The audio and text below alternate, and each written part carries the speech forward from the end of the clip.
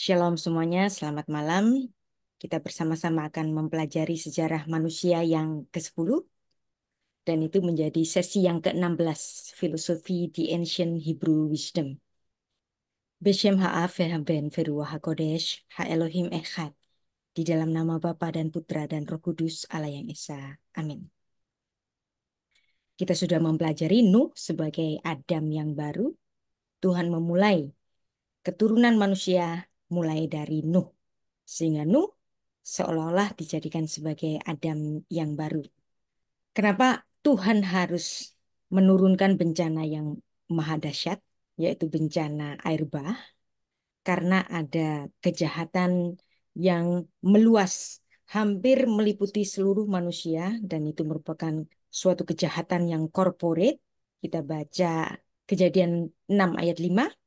Ketika dilihat Tuhan bahwa kejahatan manusia besar di bumi, dan bahwa segala kecenderungan hatinya selalu membuahkan kejahatan semata-mata, ada pernikahan campur antara golongan orang-orang yang saleh dan golongan orang-orang fasik, dan mereka melahirkan orang-orang yang fasik juga.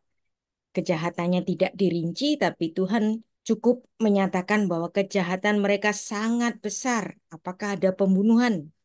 Tentu saja ada. Apakah mungkin ada kanibalisme? Mungkin ada. Apakah ada sexual assault?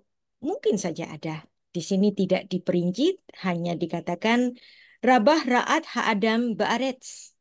Kejahatan manusia besar di bumi. Sehingga Tuhan tidak mau rencananya itu tercemari. Yang dimana Tuhan dalam Kejadian 3 ayat 15 menjanjikan ada keturunan perempuan untuk membereskan dosa. Nah, apabila semua manusia terjangkiti dosa dan tidak menyisakan orang-orang saleh, maka ini akan violence. God's promise akan merusak rencana Allah yang akan mengaruniakan sang pemberes dosa, kejahatan Adam yang dilakukan sejak di Taman Eden. Maka Tuhan memulai babak baru, orang-orang yang jahat dibiarkan binasa melalui air bah itu, dan Tuhan memilih Nuh dan keluarganya, yang dimana dari Nuh dan keluarganya, Tuhan akan memulai babak baru keturunan-keturunan manusia. Jadi di sini jelas kitab Kejadian adalah kitab genealogi. Genealogi apapun, semuanya ada di kitab Kejadian. Mulai genealogi manusia sendiri, genealogi nafas, genealogi pakaian, kenapa manusia harus berpakaian, genealogi pernikahan, genealogi keselamatan, genealogi apapun, sampai genealogi kelahiran sebuah bangsa. Hanya kitab Kejadian, kitab genealogi yang menceritakan kelahiran sebuah bangsa. Orang-orang Israel dapat merunut dari mana bangsa mereka berasal.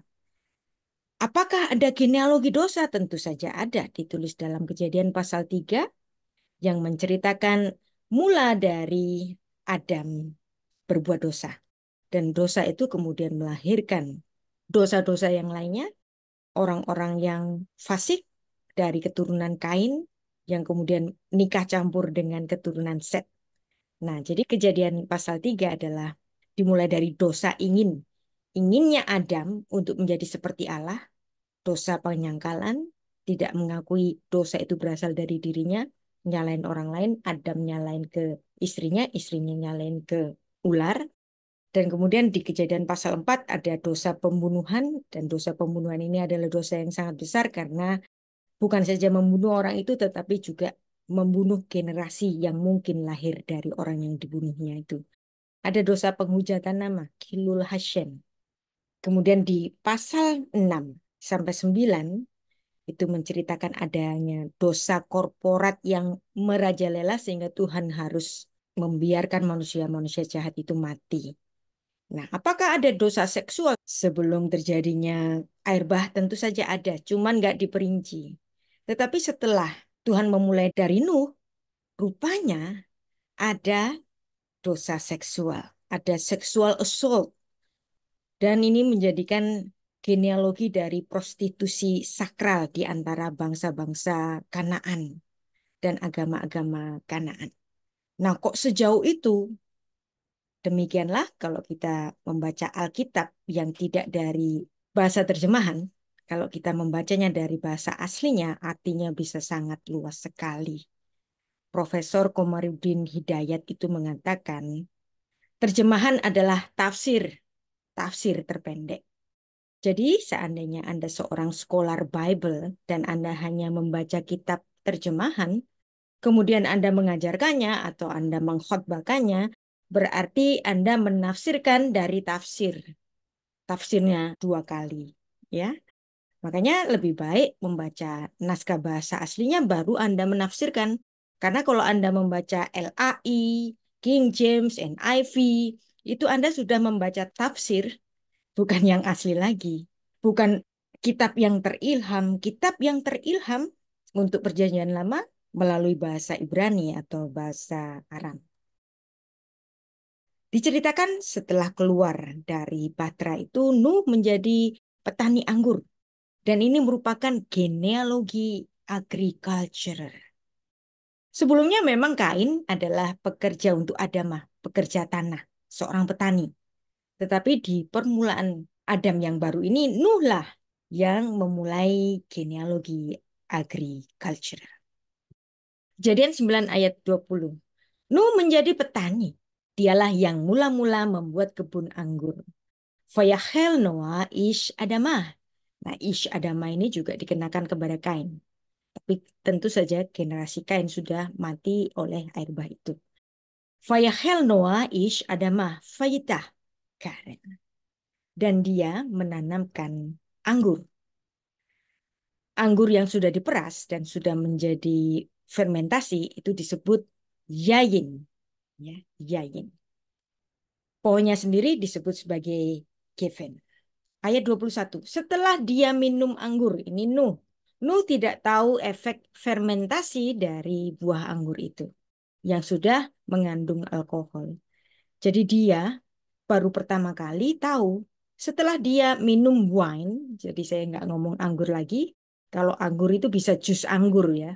Tapi kalau wine itu sudah terfermentasi, sudah ada kandungan alkoholnya. Setelah ia minum anggur, makanya seperti Prof. Komarudin bicara itu kan terjemahan itu tafsir. Jadi ini tafsirnya LAI ya. Nah, saya membacanya dengan wine. Setelah ia minum wine, mabuklah ia dan ia telanjang dalam kemahnya. Menarik. Kalau Anda membaca dalam naskah bahasa Indonesia maupun bahasa Inggris, ya, telanjang ya telanjang. Terus King James juga menulis uncovered, ya telanjang, mandi itu telanjang, ya biasa aja mandi telanjang. Tetapi kalau Anda membaca ini dalam bahasa asli Ibraninya, fayitgal, ada it di situ. Fayitgal berarti ini resiprokal. Tahu Anda resiprokal? Resiprokal itu bukan dia seorang diri. Berarti ada pihak lain. Bisa saya terjemahkan, saya boleh menerjemahkan, namanya juga terjemahan itu tafsir. Karena ini adalah resiprokal yang adalah hitpael, ya, fayitgal. Dan dia ditelanjangi oleh seseorang. Atau dia menelanjangi dirinya sendiri. Bisa dua arti. Kalau dia menelanjangi dirinya sendiri dan kemudian dilihat orang lain, terus kemudian orang lain lihat lucu. Atau bahkan orang lain melihat dia jadi nafsu. Bisa nggak? Bisa. Karena ini bahasa aslinya menulisnya apa? Fayitgal. Fayitgal. Dan dia menelanjangi dirinya sendiri. Atau bahkan saya boleh menerjemahkan dia ditelanjangi orang lain atau saling menelanjangi. Kalau saja ini saya terjemahkan saling menelanjangi, ini artinya apa?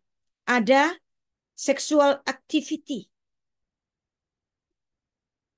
Well, big different dengan terjemahannya. Terjemahannya sangat sederhana. Ya, kayak orang mandi telanjang biasa, gitu kan? Tapi kalau ditulis dalam hit Pak L, big different. Tapi sebelum itu, saya akan bercerita mengenai anggur itu sendiri. Anggur adalah salah satu dari 8 tanaman indah yang tumbuh subur di Israel, sehingga anggur ini menjadi suatu perlambangan berkat. Dan Tuhan Yesus sendiri juga mengibaratkan dirinya sebagai pokok anggur, pohon anggur. Akulah pohon anggur, kamulah lanting-lantingnya. Ayat yang sangat terkenal. Nah, pohon anggur ini bahasa Ibraninya hageven. Hageven. Nah, ini pohon anggur. Kalau anggur yang sudah diperas itu namanya yayin. Anggur adalah salah satu dari 8 tanaman indah yang tumbuh subur di Israel dan itu merupakan lambang dari berkat Allah untuk tanah agricultural di Israel. Israel adalah negara yang sangat maju, tetapi Israel tidak suka menyebut dirinya sebagai negara industri atau negara teknologi. Mereka lebih suka disebut sebagai negara agricultural. Kira-kira tahun 80-an, Anda kalau seumuran dengan saya, Anda akan tahu pernah ada kelaparan yang dahsyat di Ethiopia. Dan kemudian Ethiopia yang kering kerontang itu menjadi satu proyek bagi negara Israel untuk memulihkan Ethiopia menjadi negara agricultural. Dan Ethiopia sekarang menjadi tanahnya sangat subur oleh karena andil dari para ahli agricultural dari Israel. Nah, jadi di sini grapes Hageven itu merupakan salah satu dari spesies yang terpenting di Israel. Kalau tadi saya bicara mengenai ketelanjangan, yang telanjangnya itu bukan telanjang biasa, tapi telanjang resiprokal. Jadi resiprokal itu berarti bersaut-sautan. Dilakukan oleh satu orang atau lebih. Ya, bisa dilakukan oleh 2 orang, bahkan bisa dilakukan oleh 3 orang. Wow, ya.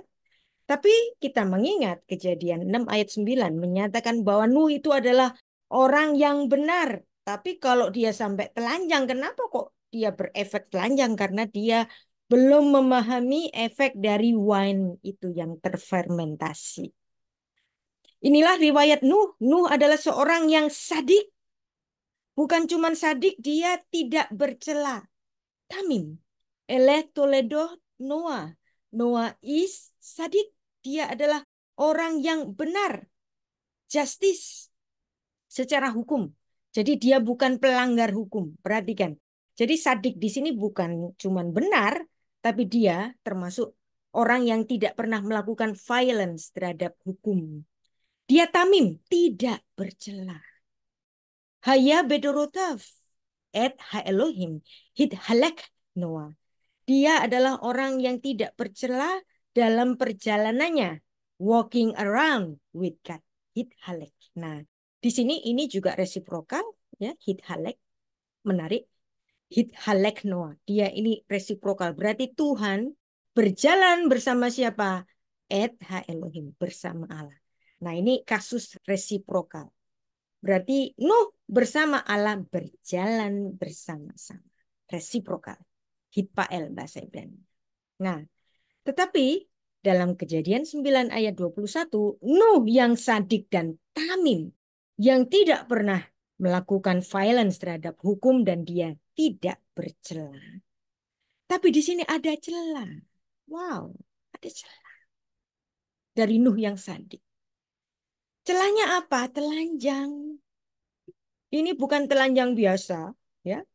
Terjemahnya kan telanjang biasa. Bahasa Inggrisnya juga uncovered biasa.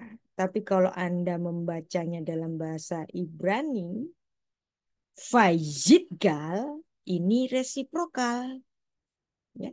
Bisa diterjemahkan dengan dia menelanjangi dirinya sendiri. Ya. Hitpael itu resiprokal. Bisa juga dia ditelanjangi oleh orang lain dalam ketidaksadarannya.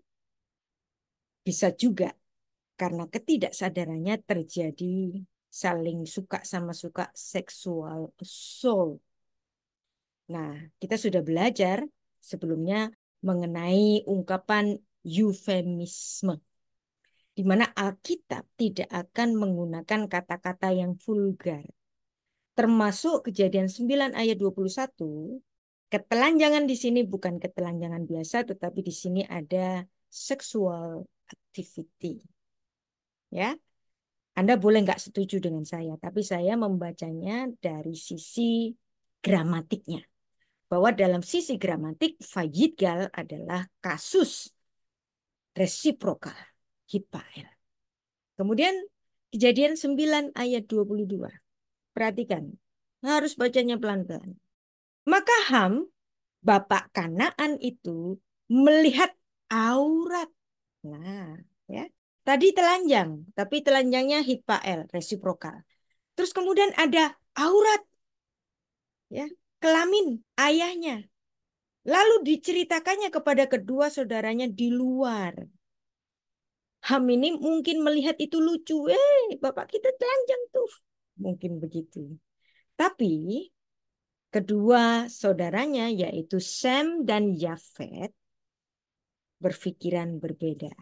Fayarham avi kenaan et erfat. Aviv fayaget lishne echaf bahut. Dan di sini hamnya, ini ham, ditulis namanya ham saja kan? Tapi kenapa di sini tiba-tiba ada nama Kanaan? Kita tentu bertanya, apa posisi Kanaan di sini?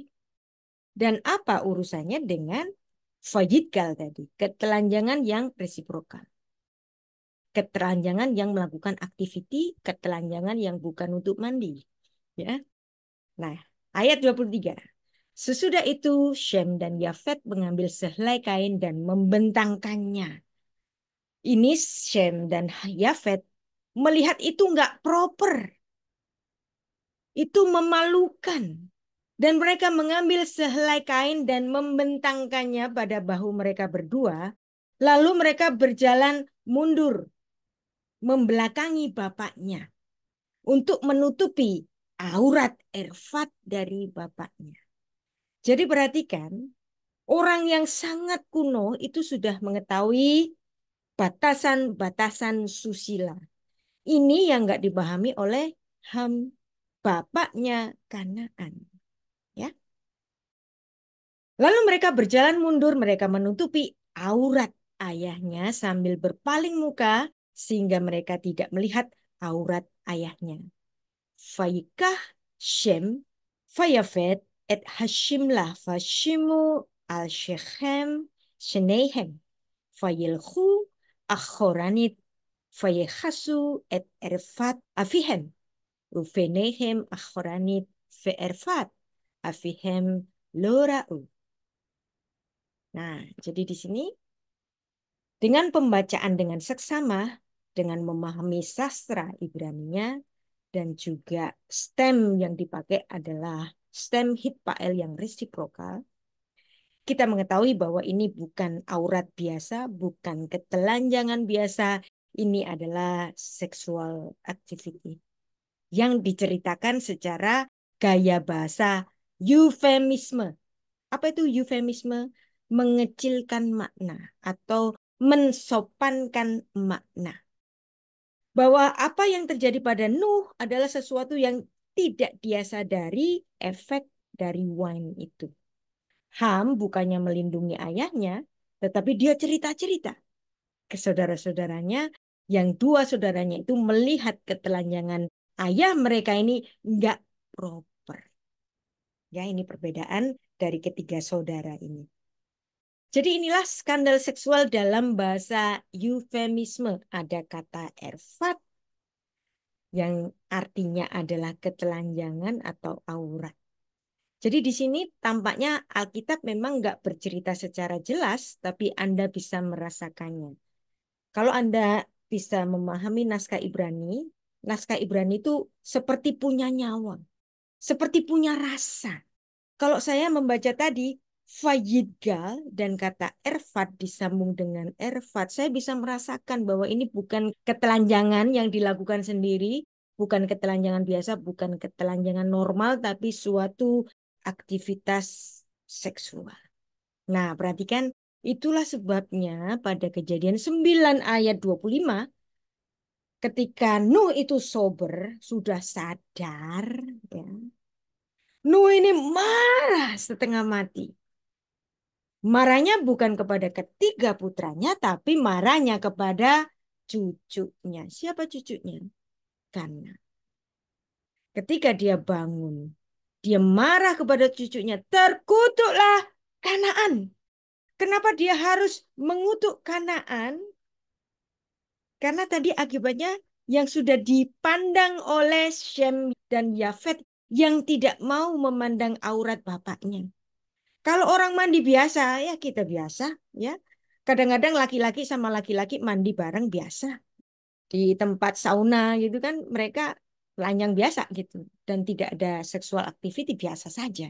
Tetapi yang dipandang oleh Shem dan Yafet ini adalah sesuatu yang tidak patut, tidak proper. Sehingga mereka harus berjalan mundur menutupi aurat bapaknya.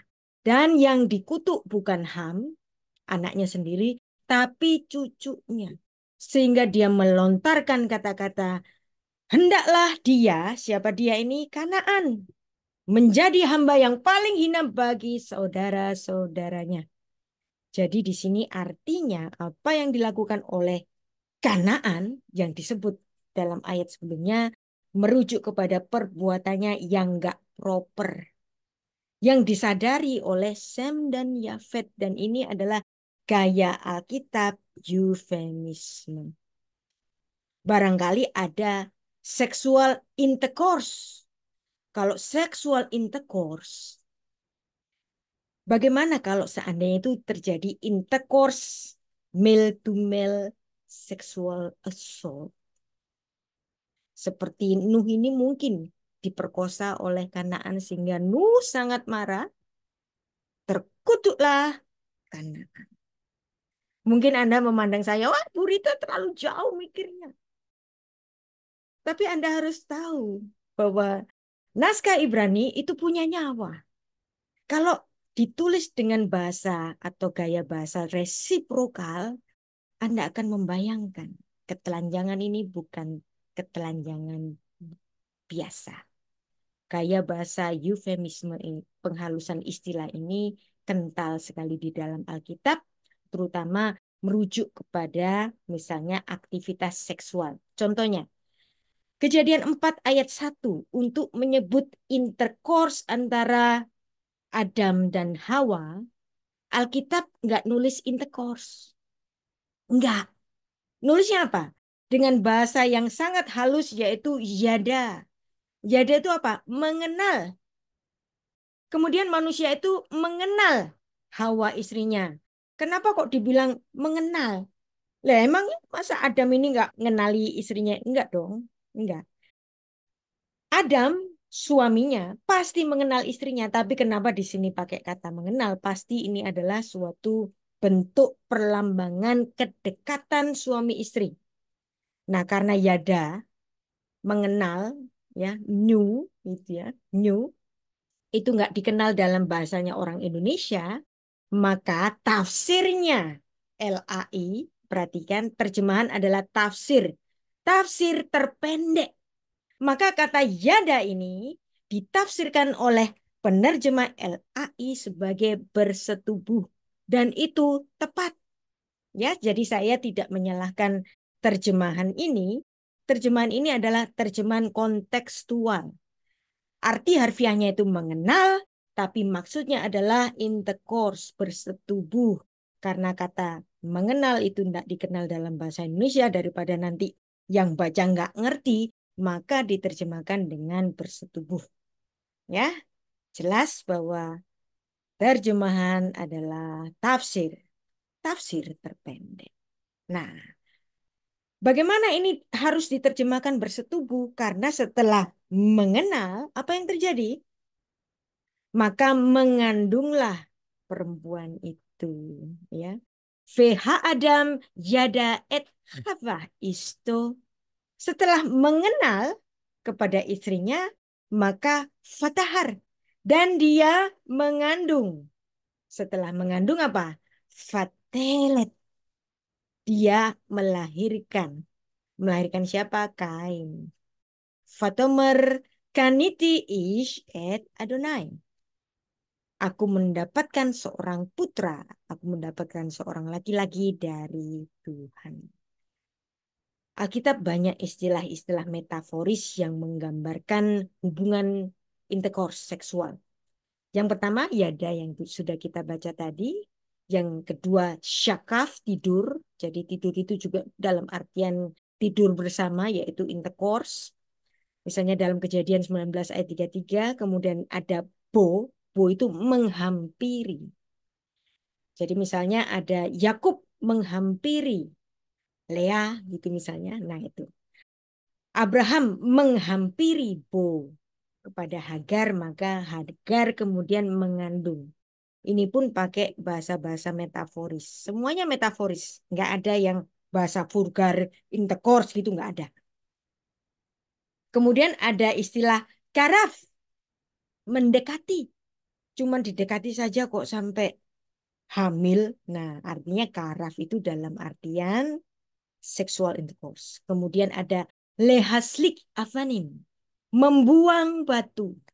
Perhatikan, tanah-tanah yang berbatu itu nggak subur. Maka kalau supaya tanah itu subur, maka batunya itu harus dibuang. Jadi sexual intercourse dalam Pengkhotbah 3 ayat 5 itu digambarkan dengan membuang batu. Ini juga ungkapan eufemisme.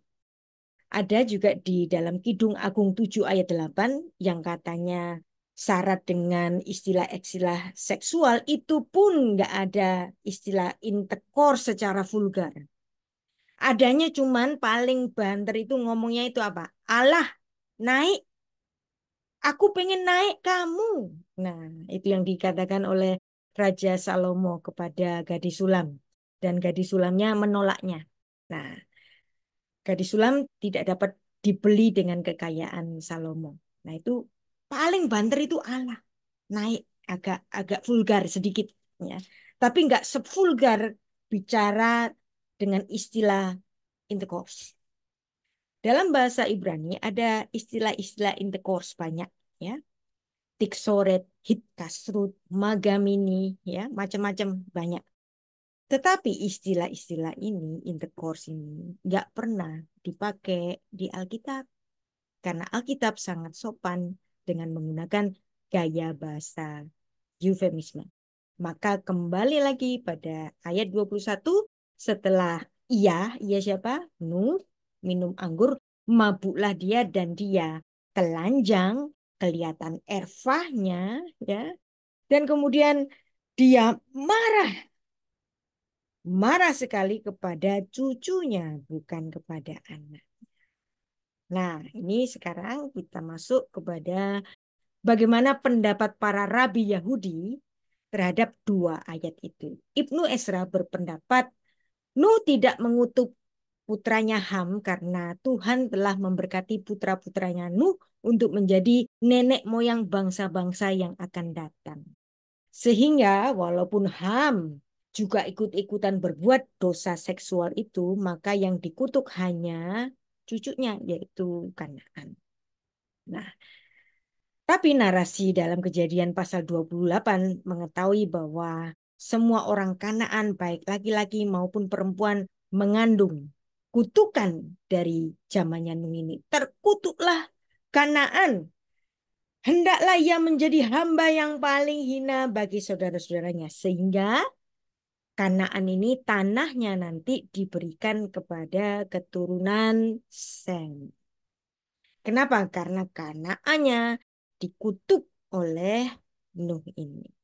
Nah, itu pendapat dari Ibnu Ezra.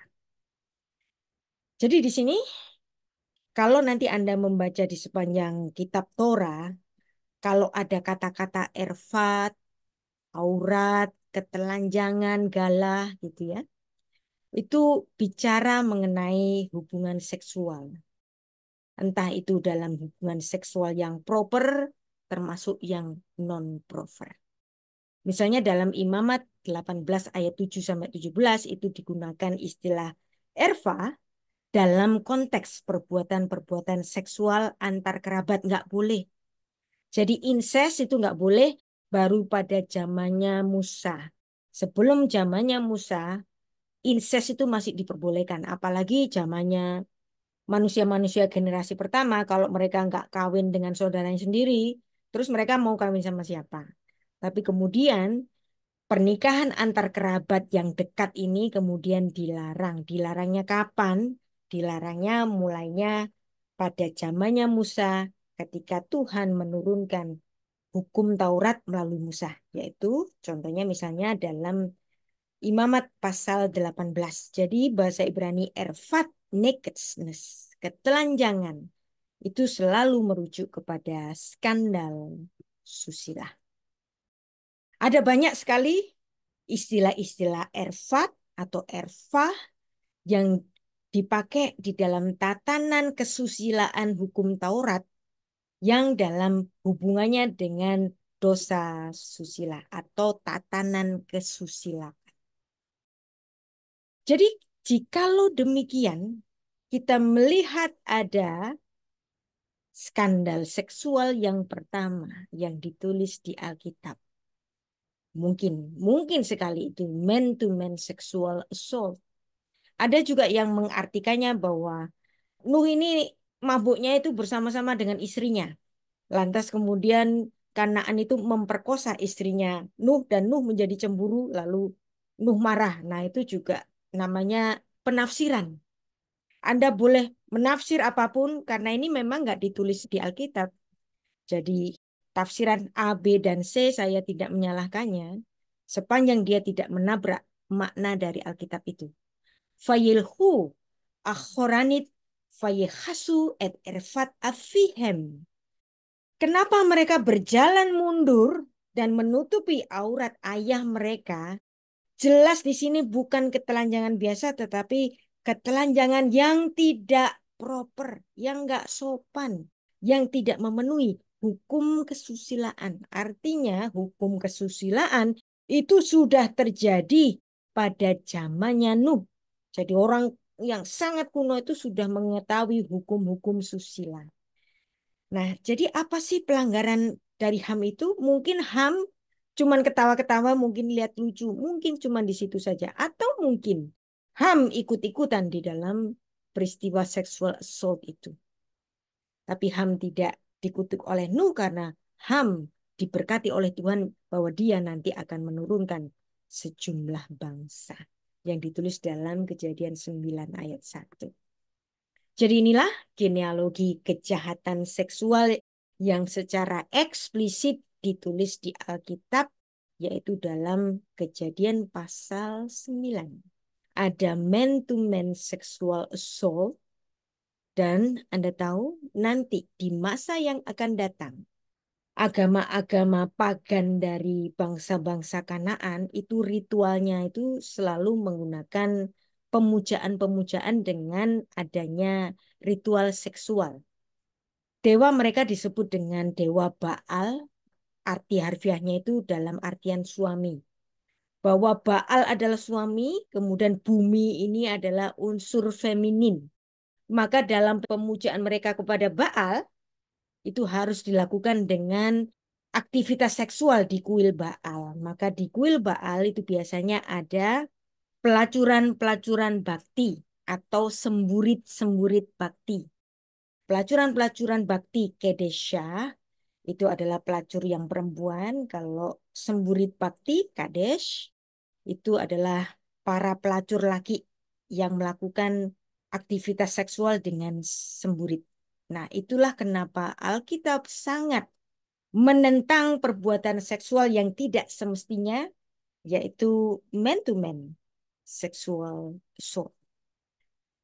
Sebelum kejadian air bah, tidak diperinci ada kejahatan itu. Tapi pastilah kejahatan itu juga ada yang digambarkan dengan istilah Rabah Ra'at Hadam Ba'aretz. Kejahatan manusia itu sungguh amat besar di bumi ini sehingga Tuhan harus menghabisi semua manusia di bumi kecuali keluarganya Nuh. Perhatikan silsilah Adam yang melahirkan Kain dan Habel. Habelnya mati, ya kan? Kemudian Tuhan memberikan kompensasi dari kematian Habel ini dengan melahirkan putranya yang lain, yang saleh. Nah, kemudian ada pernikahan campur yang melahirkan kejahatan merajalela di bumi. Kemudian ada bencana air bah supaya dengan adanya perkawinan campur dan kejahatan yang merajalela di bumi itu, manusia-manusia yang jahat itu dimusnahkan. Tapi yang namanya dosa awal masih ada kecenderungan berbuat dosa, yaitu yetzer hara. Itu ada di dalam diri manusia sehingga pasca air bah pun ada kejahatan juga, yaitu apa tadi? Dosa seksual dan kutuk kepada Kanaan. Ya, ini saya tulis dalam buku saya Parashat Noah dalam bab yang ke-24. Tapi kalau Anda nggak punya buku ini, Anda bisa membacanya dalam laman sarapan pagi www.sarapanpagi.org. Nanti itu dibahas secara per artikel. Ya, kalau ini kan format buku. Kalau di laman sarapan pagi dibahas secara per artikel. Dan ini merupakan suatu nubuat yang dilontarkan oleh Nuh terhadap ketertundukan Kanaan, putra Ham, kepada Shem. Kenapa Shem yang diberikan berkat dan tanahnya Kanaan ini nanti diberikan kepada keturunan Shem? Karena Shem lah yang memberikan satu ide, gagasan untuk berjalan mundur dan menutup aurat bapak mereka, dan dia melakukannya dengan adiknya Yafet. Dan dalam peristiwa itu Nuh marah luar biasa. Ketiga putra Nuh, orang-orang yang diberi berkat oleh Tuhan untuk melahirkan bangsa-bangsa di bumi. Maka bukan Ham yang dikutuk oleh Nuh, tetapi Kanaan. Kemungkinan Kanaan adalah orang yang sangat bertalian dengan peristiwa itu. Jadi di sini Kejadian 9 ayat 24, setelah Nuh sadar dari mabuknya, ia mendengar apa yang dilakukan. Nah, di sini terjemahannya apa? Anak bungsunya. Perhatikan terjemahan itu adalah tafsir. Jadi Beno Hakaton, anaknya yang kecil. Nah, padahal kata ben dalam bahasa Ibrani itu juga bisa dalam artian cucu. Bennya bukan ben biasa, tapi ben kecil. Jadi di sini sebenarnya artinya cucu. Beno Hakaton itu artinya cucu. Mendengar apa yang dilakukan oleh cucunya. Siapa? Kanaan. Berkatalah dia, terkutuklah Kanaan. Berarti ada perbuatan tidak senonoh. Arur Kanaan. Terkutuklah Kanaan. Jadi inilah insiden ketelanjangan Nuh.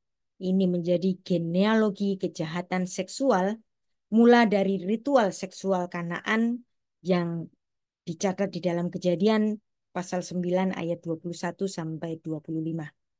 Anda kalau membaca dalam naskah bahasa Indonesia maupun bahasa Inggris pun, ya, King James itu kan yang terbaik di antara semuanya, ya. Orang mengakui semuanya, tapi King James pun tidak dapat memberikan rasa ketelanjangan yang bagaimana sehingga Nuh bisa begitu murka terhadap cucunya, yaitu siapa? Kanaan. Tapi kenapa hanya Kanaan? Padahal Ham ini memiliki putra yang lain. Siapa putra Ham itu? Ditulis ada Kush, ada Mitsraim, ada Put, ya.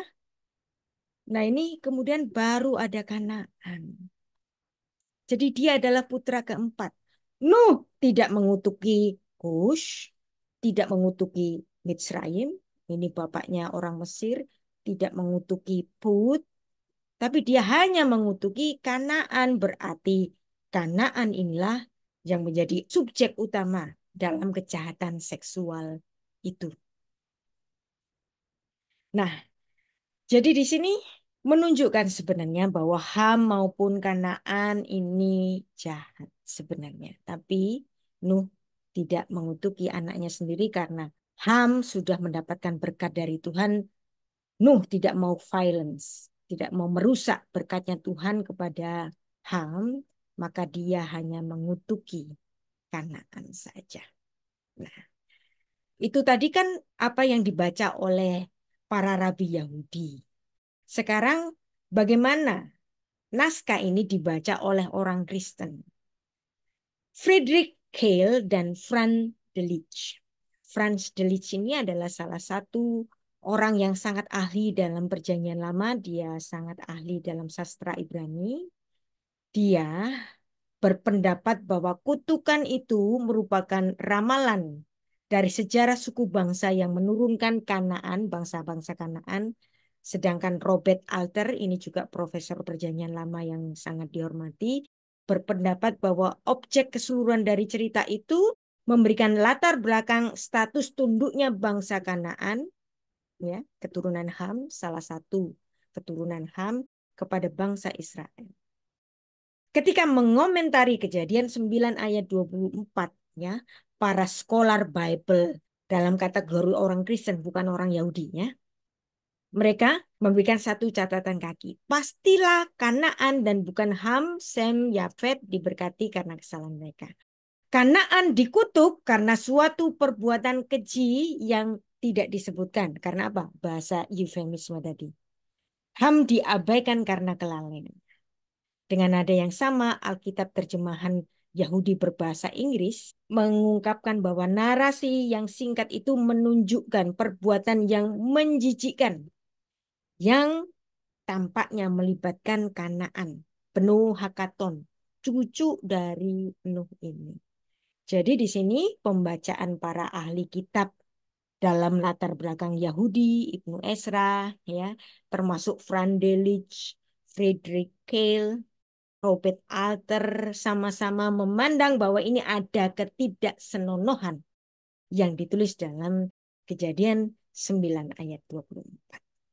Nah, jadi inilah nafsu menyimpang dari Kanaan. Nahum ben Sarna juga memandang bahwa ini adalah suatu perbuatan yang melanggar kesusilaan. Bahkan Saadia Gaon, ya, seorang saga dari kalangan Yahudi, juga membaca bahwa ini adalah perbuatan yang melanggar kesusilaan. Jadi di sini dicatat dalam kitab tradisinya orang Yahudi dalam Sanhedrin 70a dengan pertimbangan bahwa kata erfah yang artinya aurat, Talmud Babilonia Mishnah Sanhedrin 70a memandang bahwa Ham melakukan perbuatan sodomi kepada ayahnya. Dan perbuatan semacam ini membuat Nuh begitu murka sehingga dia mengutuki Kanaan. Dan Gemara, diskusi para rabi, menjelaskan bahwa Ham mungkin mengebiri Nuh. Mungkin. Nah, namanya ini juga penafsiran, ya. Tafsir boleh macam-macam. Karena memang nggak dicatat di Alkitab, kan? Mungkin Ham melukai auratnya Nuh. Mungkin terjadi man-to-man sexual assault. Bahkan kata memandang dalam bahasa Ibrani dalam konteks tertentu itu memandang dalam artian sexual assault. Bisa, ya, dalam konteks tertentu. Apakah Nuh ini dikebiri ataukah disodomi oleh Kanaan atau oleh Ham? We don't know. Namanya juga masing-masing orang memiliki penafsirannya sendiri. Tapi yang pasti ini adalah sexual assault. Kata memandang misalnya dalam Kejadian 24 ayat 2, ketika Dina anaknya Yakub dipandang oleh pangeran dari Shechem, ya, anak Hemor orang Hewi itu, ya, mandangnya di sini bukan mandang lihat biasa tapi lihat dalam artian mengingini, sehingga Dina ini diperkosa oleh Shechem dan membuat Lewi dan abang-abang dari Dina ini yang lain sangat marah kepada orang-orang Hewi itu. Jadi kata memandang ini juga bisa dalam artian bahasa eufemisme, mengecilkan arti atau melembutkan bahasanya atau istilah. Jadi kemungkinan Ham dan Kanaan terlibat perilaku yang tidak patut, yaitu homoseksuality, baik dipandang oleh para rabi Yahudi maupun para scholar Kristen. Kutukan dari Nuh kepada Kanaan, dan ini melahirkan penyembahan ibadah-ibadah ritual yang tidak senonoh dalam kuil-kuil Baal. Yang dimana kata Baal artinya suami, suami harus dipuaskan dengan apanya? Dengan keinginan seksualiti. Maka di kuil-kuil Baal ada yang namanya pelacuran bakti, ada yang namanya semburit bakti. Dan Tuhan sendiri pun secara figuratif menggambarkan dirinya adalah suami bagi umat. Yesus Kristus juga digambarkan sebagai suami bagi gerejanya, mempelai laki-laki bagi gerejanya yang disebut sebagai mempelai perempuan. Tapi dalam ritual-ritual Baal, orang-orang Kanaan ini, ritual seksualnya itu secara vulgar, secara tubuh. Kalau di Alkitab mengenai Tuhan dan umatnya itu hanya figuratif. Tetapi dalam penyembahan kuil Baal bukan figuratif, tapi dilaksanakan betul-betul ada hubungan seksual yang tidak senonoh dengan adanya penyediaan para pelacur-pelacur bakti dan semburit-semburit bakti. Jadi di sini kenapa pada zaman itu, pada zaman Kanaan kuno ada pelacuran bakti, ada semburit bakti, dan hukum Taurat melarang keras orang-orang Israel nggak boleh ada yang memberikan anaknya untuk diperlakukan sebagai kedesya, pelacur bakti, atau kades, semburit bakti, untuk dipersembahkan pada dewa-dewa Baal. Kalau Dewa Baal adalah suami, Dewa Baal punya istri, namanya Dewi Asyera. Dan itulah terjadi ketidaksenonohan di dalam kuil-kuil Baal. Dan setiap kali ada penyembahan kepada Baal, ada penyembahan-penyembahan yang melanggar kesusilaan. Termasuk pada agama-agama pagan di Yunani juga ada pesta orgi. Termasuk dalam penyembahan-penyembahan Kekaisaran Romawi masih ada hal-hal demikian. Jadi ada pelacuran bakti pada kuil agama-agama Kanaan dan itu merupakan prostitusi sakral ya dalam sistem agama Baal ya. Nah, yang menarik, saya tadi mengatakan bahwa pelacuran bakti itu kedesya, sodomi bakti itu adalah kadesh. Padahal kata kedesya dan kades itu akar katanya itu sama. Kudus yang artinya holy atau terpisah. Wow. Jadi satu kata bisa sangat berlawanan arti. Kudus bisa dalam artian kudus, suci, terpisah dengan hal yang kotor, terpisah dengan hal-hal yang sangat berdosa. Tapi kudus juga bisa dalam artian pelacuran bakti. Nah, apa artinya di sini? Jadi di sini dalam ritualnya dewa-dewa pagan dari orang-orang Kanaan itu ada orang-orang yang dikhususkan sebagai orang-orang yang dipersembahkan kepada dewa Baal untuk melakukan ritual seksual. Yang laki dinamakan Kades, sodomi bakti, kemudian yang perempuan pelacuran bakti namanya Kedesha. Dan ini hukum Taurat misalnya dalam Imamat 19 ayat 2 melarang keras terjadi pada kehidupan orang-orang Israel. Berbicara kepada segenap jemaat Israel, katakanlah kepada mereka, kuduslah kamu sebab aku kudus.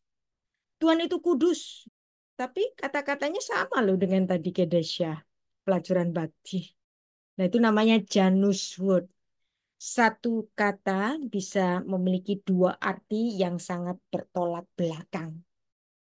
Kudus dalam artian holy, terpisah dari hal yang jahat, tapi di sini ada kudus juga dalam artian pelacuran bakti yang dipersembahkan kepada dewa-dewa Kanaan. Ya, hati-hati untuk belajar bahasa Ibrani karena kita kadang-kadang menemui yang namanya Janus word ini. Bahkan Tuhan itu dikatakan apa? Kudus, kudus, kudus, kuduslah Tuhan. Mengucapkan kudus kepada Tuhan itu nggak cukup sekali, nggak cukup dua kali, tapi tiga kali. Karena kekudusan Allah itu extremely kudus. Sehingga kekudusan Allah tidak cukup dikatakan sekali karena Tuhan tidak kudus biasa. Tuhan juga tidak sangat kudus, tetapi kekudusan Allah itu extremely kudus. Tapi di sini ada satu istilah.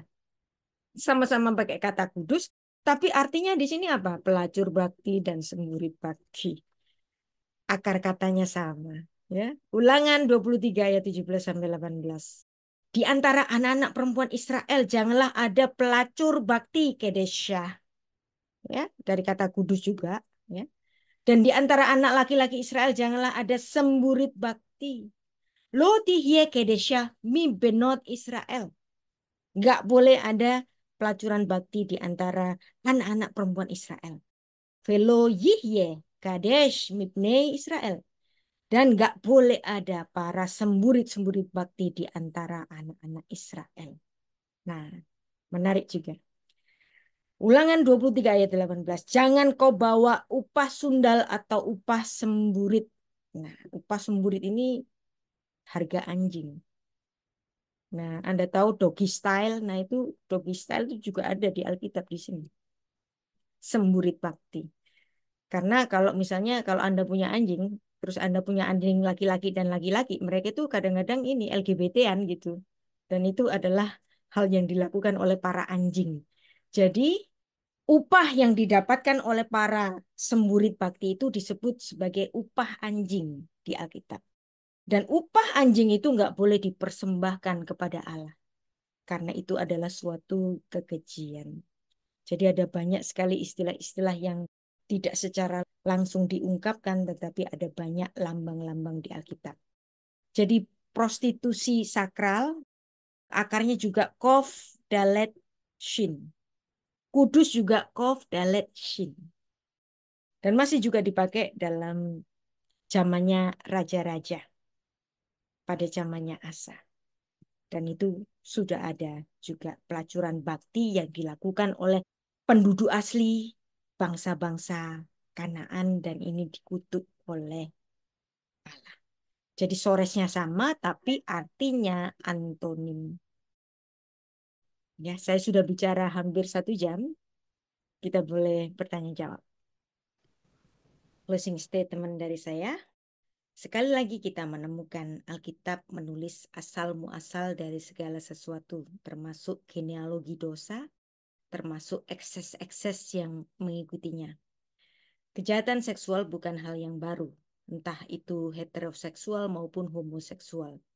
Dari kisah-kisah negatif yang ada di Alkitab ini bukan untuk dicontoh, tetapi sebagai bahan pelajaran untuk good attitude. Sebagaimana umat manusia harus hidup berkenan di hadapan Tuhan dan menghargai berkat yang pertama kali diucapkan Tuhan dengan pasangannya yang pertama di bumi. Manusia pertama jantan, Ish dan betina, Isya, melakukan prokreasi. Kejadian 1 ayat 28. Alkitab mencantumkan begitu jelas rules untuk sebuah tatanan pernikahan untuk kebaikan. Dari sisi person jelas bahwa pernikahan terjadi antara seorang laki-laki dengan seorang perempuan, bukan man to man, apalagi man to man, sexual assault. Hal ini jelas sejak semula bahwa Tuhan menciptakan laki-laki dan perempuan dan memerintahkan mereka beranak cucu dan bertambah banyak. Itu artinya pernikahan yang wajar dan reproduksi alamiah hanya mungkin terjadi melalui kesatuan laki-laki dan perempuan. Selain itu, bukan tatanan Alkitab. Ikuti terus sejarah manusia dan kita akan menemukan banyak kejutan-kejutan ketika Alkitab itu dibaca dalam bahasa aslinya dengan sastra Ibrani yang begitu mendalam maknanya. Shalom.